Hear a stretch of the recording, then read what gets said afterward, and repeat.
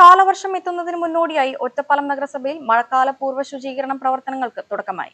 East Ottapalam 9-ാം വാർഡിന്റെ പരിധിയിൽ വരുന്ന പ്രദേശങ്ങളിലാണ് ആദ്യഘട്ട ശുചീകരണ ജോലികൾ ആരംഭിച്ചത്. കനത്ത മഴയിൽ വെള്ളപ്പൊക്കവും വെള്ളക്കെട്ടും ഉണ്ടാകുന്നത് ഒഴിവാക്കാനുള്ള മുൻകരുതൽ നടപടികളുടെ ഭാഗമായാണ് ഈ ജനകീയ ശുചീകരണം.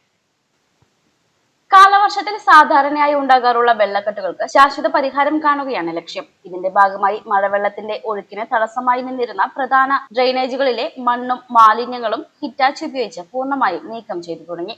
നഗരസഭാ കൗൺസിലർ എം ഉമർ ഫാറൂഖ് ശുചീകരണ പ്രവർത്തനങ്ങൾക്ക് നേരിട്ട് നേതൃത്വം നൽകി. ജനപ്രതിനിധികളും ആരോഗ്യ വിഭാഗം ജീവനക്കാരും നാട്ടുകാരും കൈകോർത്തതോടെ വലിയൊരു ജനകീയ കൂട്ടായ്മയായി ഈ ശുചീകരണ യജ്ഞം മാറി. CDS vice president Fauzia Hanifa, junior health inspector Ancy, anganwadi worker TK Radha എന്നിവരും ഹരിതകർമ്മസേനാംഗങ്ങളും നഗരസഭയിലെ ശുചീകരണ തൊഴിലാളികളും പ്രദേശവാസികളും ഉൾപ്പെടെ നിരവധി പേരാണ് ഈ പ്രവർത്തനത്തിൽ പങ്കാളികളായത്.